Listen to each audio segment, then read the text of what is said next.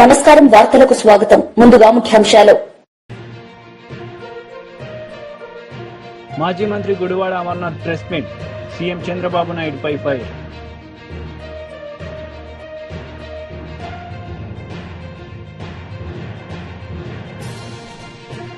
మాజీ విద్యాశాఖ మంత్రి Sabitha Indra Reddy press meet, CM Revanth రెడ్డిపై ఫైర్. మాజీ విద్యాశాఖ మంత్రి సబితా ఇంద్రారెడ్డి మీడియా సమావేశం నిర్వహించారు. ఈ సందర్భంగా సీఎం రేవంత్ రెడ్డిపై ఆమె మండిపడ్డారు. హక్కును కూడా ఈరోజు యూనివర్సిటీలలో రాష్ట్రానికి ఉన్న హక్కును కూడా ఈరోజు హరించే విధంగా కేంద్ర ప్రభుత్వం ఆధ్వర్యంలో పనిచేస్తున్న యూజీసీ ఈరోజు ప్రపోజల్ ప్రిపేర్ చేయడం జరిగింది. ఈ రాష్ట్రంలో ఇప్పటికున్న యూనివర్సిటీలకు ఉన్న వీసీలను అపాయింట్ చేసే అధికారం రాష్ట్ర ప్రభుత్వం ద్వారా గవర్నర్కి ప్రపోజల్ పంపిస్తూ చేసేవాళ్ళం.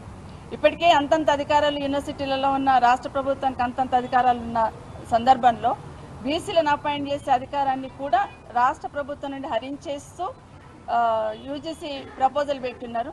మరి రాష్ట్రంలో ఉన్న ప్రభుత్వం ఇప్పటికీ కనీసం ఇది అబ్జర్వ్ చేసిందా, అసలు ఈ ఆలోచన చేసిందా, అసలు స్టడీ చేసిందా, అసలు రాష్ట్ర ప్రభుత్వం స్టాండ్ ఏంటో కూడా అర్థం కాని పరిస్థితులలో ఇంకొక 5 రోజులలో మీ నిర్ణయం ఏంటో చెప్పండి అని చెప్తున్న సందర్భంలో ఈ ప్రభుత్వానికి ఉలుకు పలుకు అనేది లేకుండా పోయింది. దాన్ని దృష్టిలో పెట్టుకొని మా గౌరవ అధ్యక్షులు కేసీఆర్ గారు కానీ, మా కేటీఆర్ గారు కానీ, వర్కింగ్ ప్రెసిడెంట్ గారు అసలు జరుగుతున్నది ఏంటి, రాష్ట్రంలో యూనివర్సిటీస్ల మీద ఉన్న కనీసం అక్కడున్న అధికారాన్ని కూడా రాష్ట్ర ప్రభుత్వం కోల్పోతుంది. పెత్తనం ఒకటిది, అధికారం ఒకటిది అన్నట్టు అయిపోతుంది.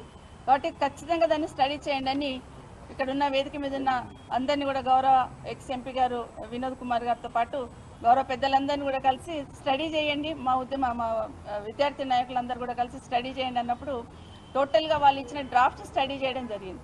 చేసినప్పుడు కనీసం బీసీలను అపాయింట్ చేసే అధికారాన్ని కూడా ఈరోజు హరించేస్తున్న సందర్భంలో రాష్ట్ర ప్రభుత్వం స్టాండ్ ఏందనేది అర్థం కాని పరిస్థితులలో దీన్ని మేము పార్టీ తరఫున కూడా సంపూర్ణంగా వ్యతిరేకిస్తున్నాం అనే దాన్ని యూజీసీకి పంపించడానికి అనేది ప్రిపేర్ చేయడం జరిగింది. ఇప్పటికైనా రాష్ట్ర ప్రభుత్వంలో ఉన్న పెద్దలు, ఎందుకంటే గౌరవ ముఖ్యమంత్రి గారే నేనే విద్యాశాఖ మంత్రి అని చెప్తా ఉన్నారు.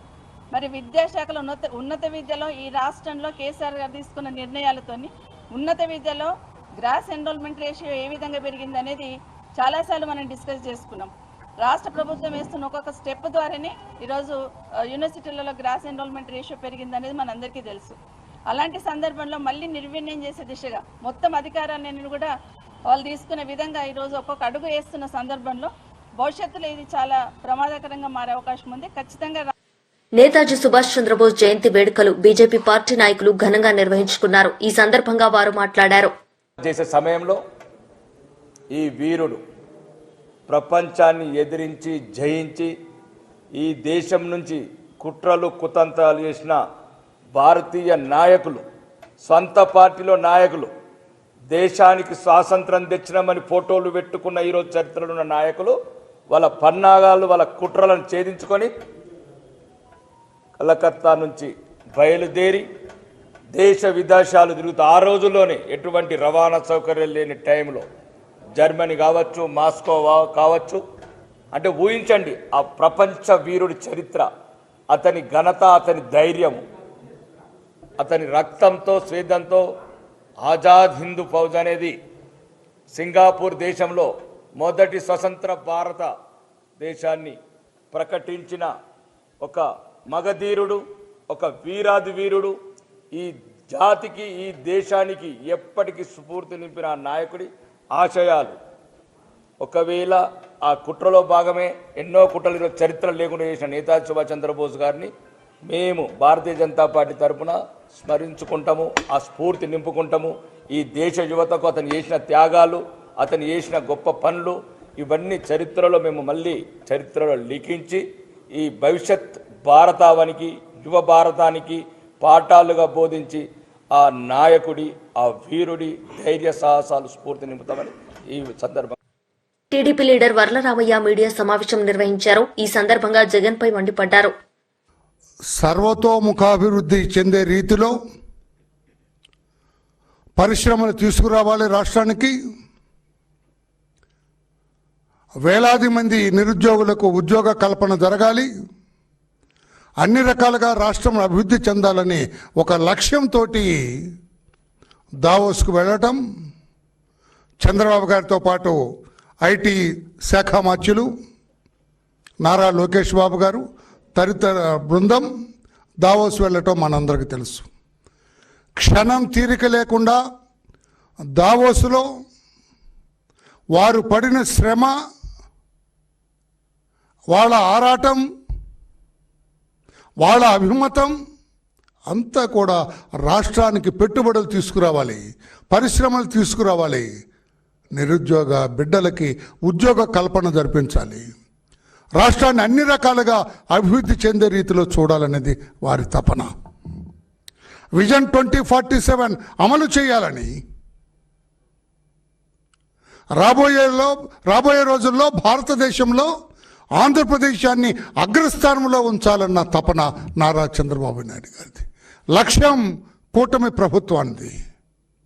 లోకేష్ బాబు గారు కూడా తనకున్న శక్తియుక్తులన్నీ, తనకున్న జ్ఞానం మొత్తాన్ని కూడా అక్కడ పెట్టి రాష్ట్రంలో పెట్టుబడులు తీసుకురావడానికి పడుతున్న తపన అభినందనీయం, వర్ణనాతీతం అని చెప్పి కూడా నేను తెలియజేస్తున్నా. జగన్మోహన్ రెడ్డి గారు ఏదో మాట్లాడతారు. ఆయన మంత్రులు ఉన్నారు, ఒక చిట్టా ఉంది, 4-5 పాపం ఉన్నారు ఆయనకి, నోటుకొచ్చినట్టు మాట్లాడతారు. మీరు గతంలో దావోస్కి వెళ్ళారు, జగన్మోహన్ రెడ్డి గారు ఎందుకు వెళ్ళారు? పెట్టుబడులు తీసుకురావటానికా, లేకపోతే లండన్లో ఉన్న మీ బిడ్డలను చూడటానికా? చూడటం తప్పని నేను అంటలేదండి, నేను చాలా జాగ్రత్తగా మాట్లాడతా. మీరు ఆ రోజున మీరు దావోస్కి వెళ్ళారు, 4 సంవత్సరాలు ఇది ఉంటే మీరు ఒకసారి వెళ్ళినట్టున్నారు దావోస్కి. What you have done there? ఏం చేశారు మీరు అక్కడ? చలిగా ఉందని రూమ్లో కూర్చొని పాస్తా తింటూ కూర్చున్నారు. పాస్తా ఆయనకు చాలా ఇష్టం అంట జగన్మోహన్ రెడ్డి గారికి పాస్తా. అక్కడ విరివిగా దొరుకుతుంది. మనం బిర్యానీ అనుకోండి, సపోజ్ మనకు మటన్ బిర్యానీ ఎలాగో అక్కడ పాస్తా. రూమ్లో పాస్తా తినుకుంటూ కూర్చున్నవాడటండినా. ఆ పెట్టుబడులు జరిగే ఆ ప్రాంగణానికి వెళ్ళలేదు ఆయన. చలిగా ఉంది, అమ్మో ఇది ఎక్కడని. అది నేనంటున్న మాట కదా, వాళ్ళ మంత్రి అన్నాడు. ఆ రోజున ఐటీ శాఖ మంత్రి అమర్నాథ్ రెడ్డి అనుకుంటా, కుర్రాడు పాపం, నోటుకొచ్చినట్లుగా మాట్లాడతారు అర్థం పర్థం లేకుండా. అవునండి, ఎవరు వెళ్తారండి? -6 చలి ఉంటుందండి. స్నానం చేయటం చాలా ఇబ్బంది అండి. మేము ఇంతవరకు స్నానం చేయలేదండి దావోసులో 4 రోజులు అన్నాడు. దుంపదాకా దావోసులో స్నానం చేయలేదట. అతనే అన్నాడు, మంత్రి అన్నాడు, చలిగా ఉంటుందండి, మేము స్నానం చేయలేదు అక్కడ. ఎక్కడ ఏది జగన్ గారిని బయటకు రమ్మని ఎక్కడ అడగను, అంత చలి ఉంటే అన్నాడు ఆయన. అంటే ది షోస్ మీకు ఎంత ఇంట్రెస్ట్ ఉంది రాష్ట్ర ప్రజల మీద, రాష్ట్రాన్ని అభివృద్ధి పథంలో నడిపించాలన్న ఆలోచన ఎంతటిది మీది అని చెప్పి నేను అడుగుతూ ఉన్నా. ఈ రోజున -6 ఉంది అక్కడ. చలిలో వణుకుతూ కూడా ఆ వయసులో చంద్రబాబు నాయుడు గారు క్షణం తీరిక లేకుండా పెట్టుబడులు రండి అని చెప్పి పెట్టుబడిదారులకి ఆయన మాట్లాడటం, ఎక్కే గడప దిగే గడప. ఆయన కలవటానికి ఎంతమంది పెట్టుబడిదారులు పరుగులు తీశారు. Bill Gates, I'm very happy to see you mister CBNG అన్నారు ఆయన. మిమ్మల్ని ఎవరు అన్నారా? జగన్ గారు మీరు వస్తే దూరంగా వెళ్ళారు, ఎక్కడ కమిషన్లు కొడతారోనని. నిజం కాదా? చంద్రబాబు నాయుడు గారికి స్వాగతం పలికారు ప్రతి టెంట్లో కూడా. మేము వస్తాం, పెట్టుబడులు పెడతామని స్వాగతించారు చంద్రబాబు నాయుడు గారిని. అది చంద్రబాబు నాయుడు గారికి మీకు -6 చలిలో కూడా ఆయన రాష్ట్ర అభివృద్ధి కోసం, రాష్ట్ర సంక్షేమం కోసం ఆయన పాటుపడ్డారు. లోకేష్ బాబు గారు చలిలో -6 చలిలో ఆయన పరుగులెత్తుతూ టెంట్కి వచ్చాడు. ఆయన కారు ఎదిరిపోయి ట్రాఫిక్లో ఇరుక్కుపోయిందని నడుస్తూ వచ్చాడు, ఆయన పరుగులు తీస్తూ వచ్చారు. మీలాగా రూమ్లో కూర్చొని పాస్తా తినలేదు ఆయన. చలిగా ఉందని మీరు ఆ టెంట్కు, ఆ ప్రాంగణానికి కూడా వెళ్ళలేదు. మీరు మాట్లాడతారా? చంద్రబాబు నాయుడు గారిని, మా లోకేష్ బాబు గారిని ప్రశ్నిస్తారా? మీకు ఏమి రైట్ ఉంది మిస్టర్ జగన్ అని చెప్పి నేను అడుగుతున్నా. మీకేం అధికారం ఉంది మిస్టర్ జగన్ అని చెప్పి నేను జగన్ అండ్ టీం అని చెప్పి కూడా నేను అడుగుతున్నాను. నేను నిజం కాదా? మీరు ఆ రూమ్లో కూర్చొని పాస్తా తింటూ కూర్చున్నది నిజం కాదా? వెరిఫై చేద్దామా? మీరు ఏం ఆర్డర్ ఇచ్చారో ఆ రోజున, ఏ టైంకి ఆర్డర్ ఇచ్చారో ఉంటుంది కదా. హోటల్ బిల్స్ వెరిఫై చేస్తే ఉంటుంది ఏ టైంకి ఇచ్చారు. అక్కడ ప్రాంగణంలో అంత అడావుడు జరుగుతుంటే మీరు ఇక్కడ పాస్తో తింటూ కూర్చున్నారు. చెప్పగలరా మీరు కాదని? చలి ఎక్కువ, స్నానం చేయటం ఇబ్బంది అని చెప్పి మా నాయకుడు, ఈ కోడిగుడ్డు బ్యాచ్, ఏమరా మీరు ఏం తెచ్చినారా బాబు, మీరు దావోస్ వెళ్ళారు కదా మీరు మీ నాయకుడు అని అడిగితే ఈ కోడిగుడ్డు మంత్రి BRS leader Dasoju Shravan Kumar media సమావేశం నిర్వహించారు. ఈ సందర్భంగా పలు అంశాలపై ఆయన మాట్లాడారు. నేను ముఖ్యమంత్రి గారికి ఒక బహిరంగ లేఖ ఈరోజు రాస్తూ ఉన్నాను. ఈ లేఖ నేను ముఖ్యమంత్రి గారి పైన ఏదో వ్యక్తిగతమైన కక్షతోటో, లేకపోతే నాకేదో గతంలో అన్యాయం చేసిండు కాబట్టి ఇక నేనేదో ఆయనను తూర్పారబట్టాలా అనేటువంటి ఒక ఉద్దేశంతో ఈ లేఖ రాయాల. రాత్రి ఆయన దావోస్లో మాట్లాడిన మాటలు చూసిన తర్వాత I'm now responding not only as a BRS leader but also as a former member of faculty institute of public enterprise Osman యూనివర్సిటీలో నేను ఒక అధ్యాపకుడిగా పనిచేసిన వాడిగా, మరీ ముఖ్యంగా ఐటీ ఇండస్ట్రీలో ఒక దశాబ్ద కాలం పాటు నేను వివిధ కీలకమైనటువంటి ఒక హోదాలలో human resource development, human resource training, human resource management ఫంక్షన్స్లో నేను జనరల్ మేనేజర్గా, డైరెక్టర్గా, అది హిటాచి కన్సల్టింగ్ కావచ్చు, సత్యం కంప్యూటర్స్ కావచ్చు, సిఎస్ సాఫ్ట్వేర్ టెక్నాలజీస్, ఇటువంటి కంపెనీలో పనిచేసిన వాడిగా, ఆ పనిచేస్తున్నటువంటి ఒక సందర్భంలో ఐటీ ఉద్యోగులు పడుతున్నటువంటి ఒక శ్రమ చాలామంది అనుకుంటారు. రేవంత్ రెడ్డి కూడా అట్లే అనుకొని సొల్లు మాట్లాడి ఉంటాడని నేను అనుకుంటున్నా. ఏసీ ఆఫీసులల్లో ఐటీ ఉద్యోగులు పనిచేస్తున్నారు, లక్షల కొద్ది జీతాలు తీసుకుంటున్నారు కదా, వాళ్ళకేం తక్కువ అని చెప్పని ఏమైనా ఒక తులనా భావంతో మాట్లాడిండా.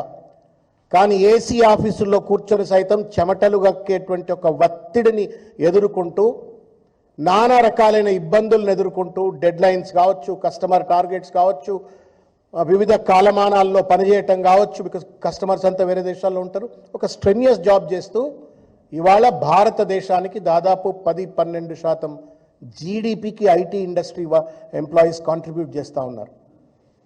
అటువంటి ఒక మహత్తరమైనటువంటి ఒక ఇండస్ట్రీలో పనిచేస్తూ ఇవాళ దేశ ఆర్థిక వ్యవస్థకు వెన్నెముకగా ఉంటూ దేశ ఔన్నత్యానికి పాటుపడుతున్నటువంటి ఒక వాళ్ళు ఏదో వర్కర్లు అని చెప్పని ఒక ముఖ్యమంత్రి హోదాలో ఉండి మాట్లాడటం న్యాయం కాదు రేవంత్ రెడ్డి గారు అని చెప్పడం కోసం తర్వాత కొన్ని కీలకమైన అంశాలన్నీ కూడా ఈ లేఖలో నేను ప్రస్తావించడమైంది.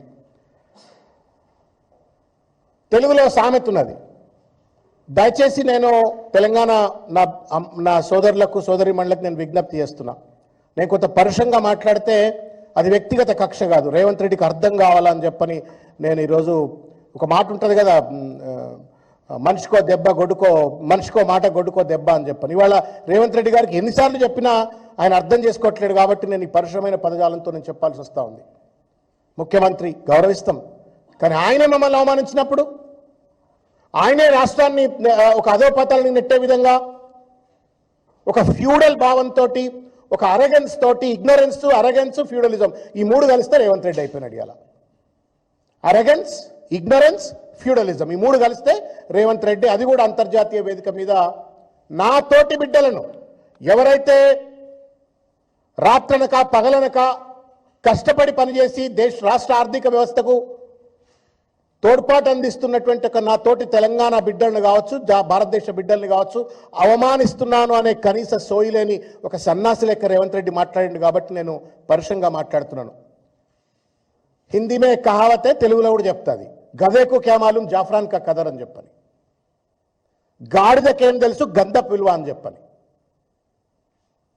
నువ్వు పెయింటర్లు వేసుకోవచ్చు, ప్లాట్లు అమ్ముకోవచ్చు, కింద మీద పడ్డావో ఏం చేసినావో ఆగమాగం చేసినావు, ముఖ్యమంత్రి కావచ్చు, లీడర్ కావచ్చు, వాళ్ళు చెమటోడ్చి దేశానికి కష్టపడుతున్నటువంటి ఒక శ్రామిక వర్గం అది. ఆ వర్గాన్ని పట్టుకొని వాళ్ళ ఇష్టం వచ్చినట్టు మాట్లాడటం న్యాయం కాదు రేవంత్ రెడ్డి గారు. వెంటనే రేవంత్ రెడ్డి గారు దావోస్లో చేసినటువంటి ఒక పరుషమైనటువంటి ఒక వ్యాఖ్యలను వెనక్కి తీసుకోవాలా, బేషరతుగా ఐటీ ఎంప్లాయీస్కు క్షమార్పణ చెప్పాలా అని చెప్పని నేను డిమాండ్ చేస్తూ ఉన్నాను.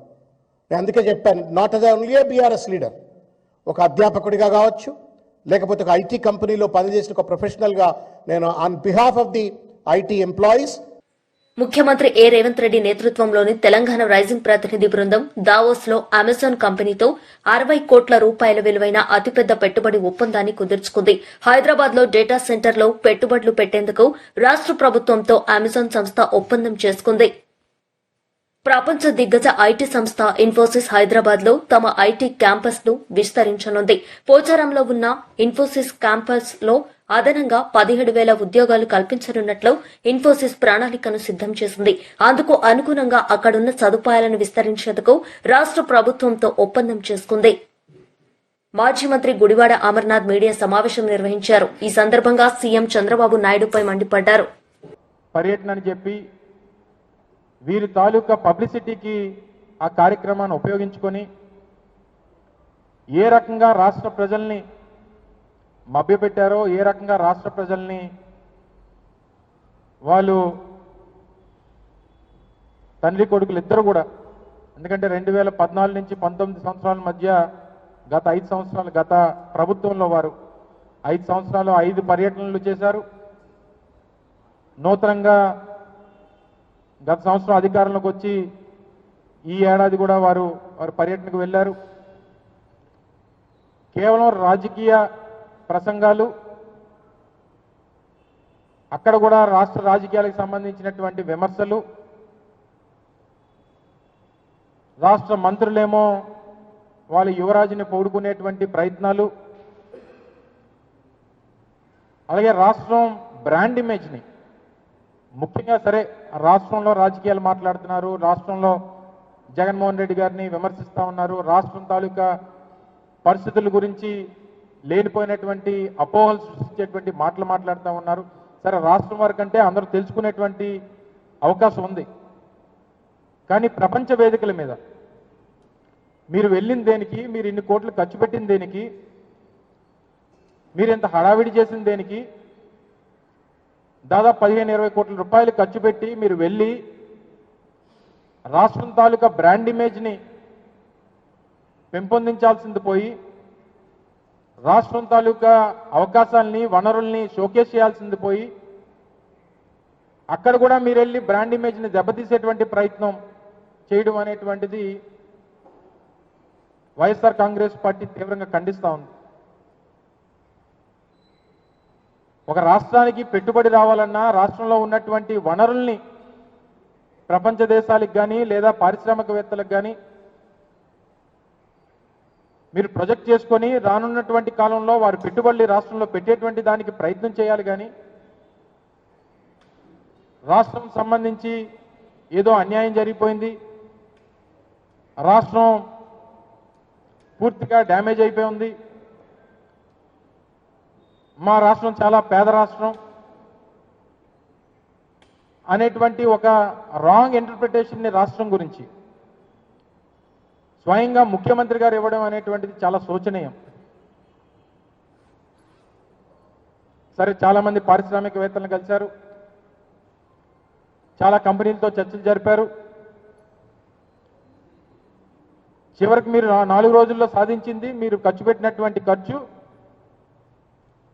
మీ తాలూకా పర్యటన, మీ తాలూకా పబ్లిసిటీ స్టంట్స్, ఇవన్నీ దేనికి మిగిలాయనంటే ఉత్త చేతులతో ఖాళీగా తిరిగి రాష్ట్రానికి రావడానికి ఉపయోగపడాయనేటువంటిది కనబడతా ఉంది. తీరా మీరు ఇచ్చినటువంటి ప్రెస్ రిలీజుల్లో కానీ, ముఖ్యమంత్రి గారి తాలూకా ట్విట్టర్లో కానీ, లేదా పత్రికా ప్రకటనలో కానీ చివరికి ఏంటయ్యా అనంటే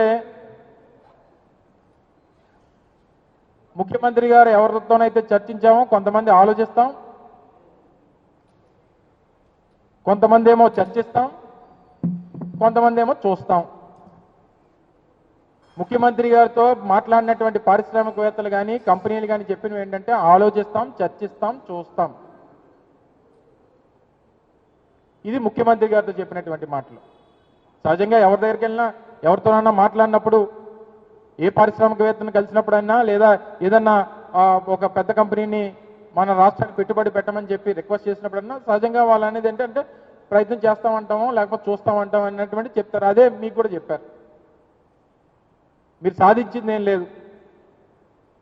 తీరా మీరు మీ తాలూకా యువరాజు అక్కడ కూడా వెళ్ళి ఆయన ముఖ్యమంత్రి అయిపోవాలి, ప్రధానమంత్రి అయిపోవాలి, ఉప ముఖ్యమంత్రి అయిపోవాలి, అక్కడ కూడా అవే ప్రసంగాలు. దావోస్ వేదిక మీద కూడా సహచార మంత్రులేమో యువరాజు గారి గురించే వారి తాలూకు మాటలు. కేవలం మీ రాజకీయ అవసరాల కోసం, రాజకీయ ప్రసంగాల కోసం ఒక వేదికను వాడుకొని మీ పబ్లిసిటీకి ఎన్నో సంవత్సరాలుగా, గతంలో మేము వెళ్ళిన తర్వాత కూడా వెళ్ళొచ్చినప్పుడు చెప్పాం, చాలామందితో చర్చించాం, 3-4 ఎంఓయూలు చేసుకున్నాం, తర్వాత జరిగినటువంటి ఎంఓయూల్ని గ్రౌండ్ చేశాం, ప్రాజెక్టులు నడుస్తూ ఉన్నాయి. తీరా మీరు చేసింది నిన్న వెళ్ళి చేసింది ఏంటంటే జేఎస్డబ్ల్యూ జిందాల్ వారు రాష్ట్రంలో పెట్టాల్సినటువంటి 3.5 లక్షల కోట్ల రూపాయల పెట్టుబడుల్ని మీరు పెట్టకుండా వాళ్ళు తగిలేశారు బయటికి. ఆ పెట్టుబడి అంతా కూడా ఈరోజు మహారాష్ట్రకు పోయింది. లేనిపోయినటువంటి తప్పుడు ప్రచారం మా మీద చేసి, మా ప్రభుత్వం మీద ఆరోపణ చేసి ఈరోజు 3.5 లక్షల కోట్ల రూపాయలు రాష్ట్రానికి రావాల్సినటువంటి పెట్టుబడుల్ని మీరు తరిమేశారు మొన్న జరిగినటువంటి సదస్సుల ద్వారా.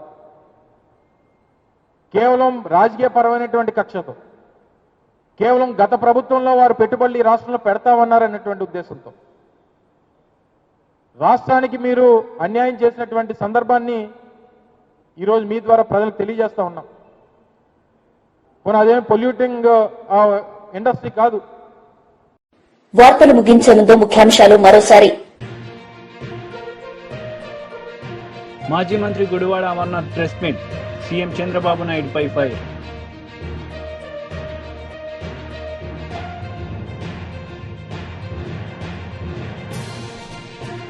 మాజీ విద్యాశాఖ మంత్రి Sabitha Indra Reddy press meet, CM Revanth రెడ్డిపై ఫైర్. ఈ వార్తలు ఇంతటితో సమాప్తం. తిరిగి ప్రసారమయ్యే వార్తల్లో మళ్ళీ కలుద్దాం. అంతవరకు సెలవు. నమస్తే.